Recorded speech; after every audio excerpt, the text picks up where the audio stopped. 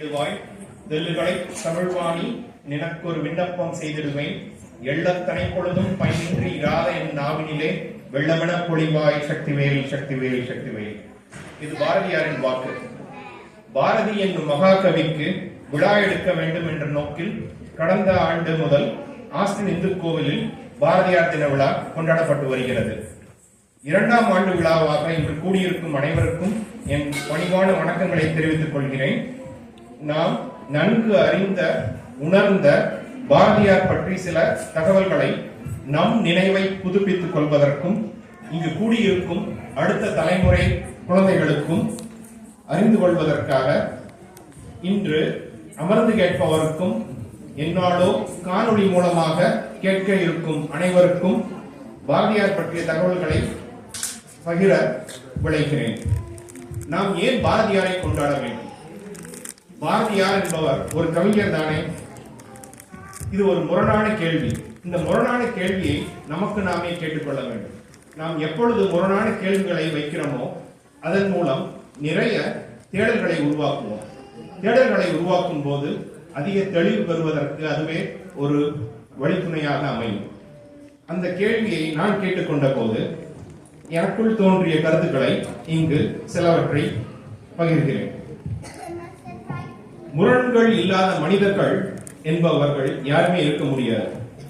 ஒரு குடும்பத்தில் இருப்பவர்களுக்கு கூட கருத்தொற்றுமை என்பது எப்பொழுதும் இருக்கும் என்று எதிர்பார்க்க முடியாது. அதுவே இந்த உலக நியதியாகும். குறிப்பாக மனித இனத்தில் உள்ள உணர்ச்சிகளுடன் கடந்து வாழும் வாழ்க்கையில் இதுவே ஒரு உலக நியதியாகும். நம் புற உலகில் நமக்கு நடக்கும் நல்லவைகளையும் அல்லவைகளையும் அலசி ஆராயும் போது அவைகள் அனைத்தும் அறிவு திறவுகோலாய் நமது சிந்தனைகளை விரிவாக்கும். நாம் நேரடியாக சந்திக்க நேரிட்டும் இன்புற்றோ துன்புற்றோ கடந்து வந்த பாதையில் உள்ளதே அனுபவமாகும்.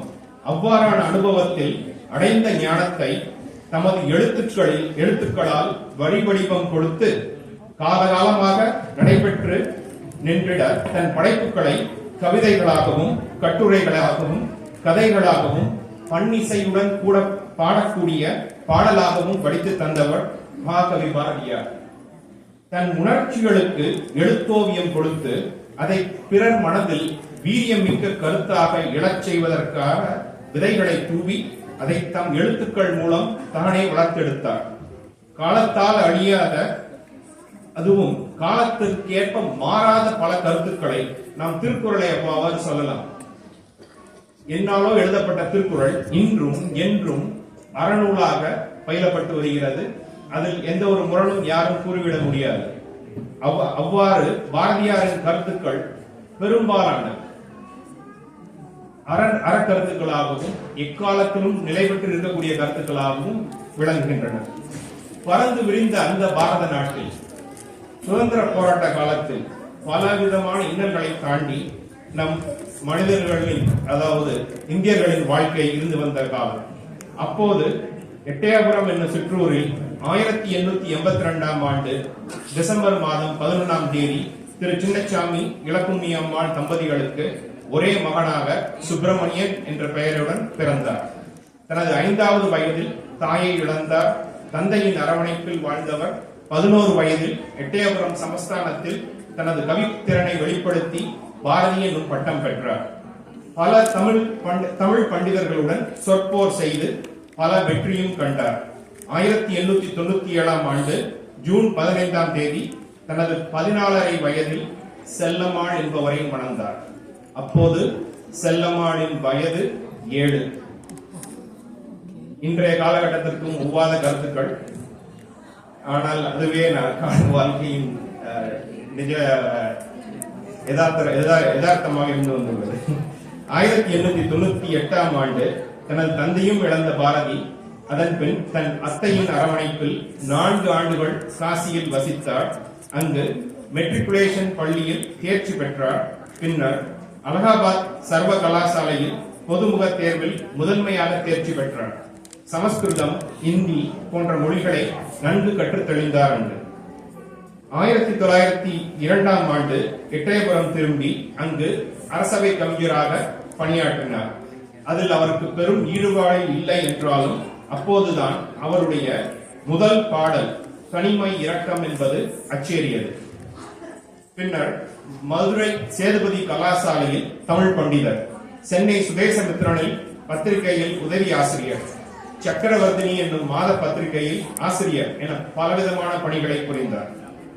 சமூக சீர்திருத்தவாதியாக இருந்த பாரதி அரசியல் உலகில் தீவிரவாதியாகவே அறியப்பட்டார். அவருடைய பாடல்களால், அவருடைய கருத்துக்களால் அவர் மக்கள் மனதில் விதைத்த சுதந்திர போராட்ட எண்ணங்களை உருப்பெற வைக்கும் கருத்துக்களை கொண்டு அவர் பாடல்கள் மூலம், அவர் ஏற்படுத்திய எழுச்சி மூலம் சமூக சீர்திருத்தவாதியாக இருந்து வந்த பாரதி அரசியல் உலகில் தீவிரவாதியாகவே அறியப்பட்டார். இதை மறுமுறையும் கூறுகிறேன். விவேகானந்தரின் சிஷ்ய நிவேதிதா தேவியை சந்தித்த போது அவர்களை தனது ஞான குருவாக ஏற்றார். அவருள் ஏற்பட்ட பலவிதமான பெண் உரிமை சார்பான மாற்றங்களை அதற்கு ஒரு விதை தூவி துவக்கி வைத்தவர் திரு நிவேதிதா தேவி அவர்கள். வ.உ. சிதம்பரனார், சுப்பிரமணிய சிவா, லாலா லஜபதி ராய், திலகர், அரவிந்தர் போன்ற பல விடுதலை போராட்ட வீரர்களுடன் இணைந்து பணியாற்றினார். 1907ஆம் ஆண்டு பாரதியின் 3 பாடல்கள் சுதேச கீதங்கள் என்ற தலைப்பில் 4 பக்க பிரசுரம் வெளியிடப்பட்டது. பின்னர் பாரதி அதை புத்தகமாகவும் வெளியிட்டார். இந்தியா பத்திரிகையின் முதன்மை ஆசிரியராக இருந்தவர் கைது செய்யப்பட்டதால் பாரதியார் புதுச்சேரியில் இருந்து அந்த பத்திரிகையை தொடர்ந்து நடத்தினார். அவருடைய அறிவு தேடலுக்கு ஒரு திறவுகோலாக அவருடைய புதுச்சேரி வாழ்க்கை அமைந்தது.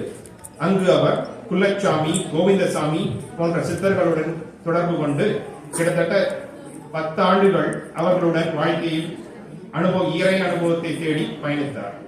1909ஆம் ஆண்டு ஜென்மபூமி என்ற கவிதை தொகுதியை வெளியிட்டார். 1910ஆம் ஆண்டு கனவு என்னும் சுயசரிதையை பிற கவிதைகளுடன் சேர்ந்து வெளியிட்டார். 1912ஆம் ஆண்டு பகவத்கீதையை அன்னை தமிழில் மொழிபெயர்த்தார். கண்ணன் பாட்டு, குயில் பாட்டு, பாஞ்சாலி சபதம் போன்ற கவிதை நூல்களையும் வெளியிட்டார். 1918ஆம் ஆண்டு புதுவையை விட்டு வெளியேறி கடலூர் வந்ததும் அங்கு ஆங்கில அரசால் கைது செய்யப்பட்டு 1 மாதத்திற்கு மேல் சிறைவாசம் அனுபவித்தார். பின்னர் அவருடைய மனைவியின் ஊரான கடையத்திற்கு சென்று அங்கு ஓராண்டு வசித்தார். பின்னர் 1917ஆம் ஆண்டு சென்னை சுதேசமித்திரனில் மீண்டும் உதவி ஆசிரியராக பணியாற்றினார். பல கதைகள், கட்டுரைகளை எழுதினார். 1921ஆம் ஆண்டு திருவல்லிக்கேணி கோயில் யானை அவரை ஒதுக்கி தள்ள யானையின் காலடியில் அகப்பட்டார். 10 ஆண்டுகளுக்கு மேல் பாரதியின் நிழல் போல் அவரை காத்து வந்த குவளைக்கண்ணன் என்னும் நண்பர் அவர் பாரதியை யானையிடமிருந்து காப்பாற்றினார். அதில் ஏற்பட்ட காயத்திலிருந்து குணமடைந்தும் வயிற்றுப்போக்கு நோய் அவரை பீடித்து நோய் கொடுமை அதிகமாகி செப்டம்பர் 12ஆம் தேதி அமரரானார். பாரதியின் குடும்பம் என்று பார்க்கும்போது அவருக்கு தங்கம்மாள், சகுந்தலை என்னும் 2 பெண் பிள்ளைகள் இருந்தனர். பாரதியின் காலத்திற்கு பின்னர் பல இன்னல்களையும் தாண்டி செல்லம்மாள் தன் பிள்ளைகளின் வாழ்க்கையை செவ்வனே தகவமைத்து இன்னும் அவருடைய சந்ததியினர் வாழ்ந்து வருகின்றனர். பெற்றால் தான் பிள்ளையார் என்னும் கூற்றுக்கிணங்க பாரதியின் வாரிசுகளாக எண்ணற்ற கவிஞர்கள் தன் காலம் தொட்டு உருவெடுத்து வந்துள்ளனர். திரு கனக சுப்புரத்னம் என்பவர் பாரதிக்கு தாசனாகவே தன்னை பாவித்துக் கொண்டு பாரதிதாசன் என்று தன் பெயரை மாற்றிக்கொண்டார். திரு ராசகோபாலன் என்பவர் பாரதிதாசனிடம் ஏற்பட்ட ஈர்ப்பின் காரணமாக அவருடைய பெயரை சுப்புரத்னதாசன் சுரதா என்று வைத்துக் கொண்டார். வழி வழியாக கவிஞர்களையும் புலவர்களையும் தன்னடையில் வழிநடத்தி சென்றவர் பாரதி. பாரதி அன்று தூதிய விதைகள் வீண் போகவில்லை. கடல் தாண்டி புலம்பெயர்ந்து வாழ்ந்தும் பாரதிக்கு ஒரு விழா என்றவுடன் இங்கு அனைவரும் கூடி வந்து பாரதி பாடிய பாடல்களையும் கவிதைகளையும் தமிழமுதாக படைக்க வந்திருக்கும் அத்தனை நல்ல உள்ளங்களையும் மறுபடியும் வாழ்த்தி வணங்கி வரவேற்கிறேன். வாழ்க பாரதியின் புகழ், ஓங்குக, வளர்ந்திடுக தமிழரின் புகழ். நன்றி, வணக்கம்.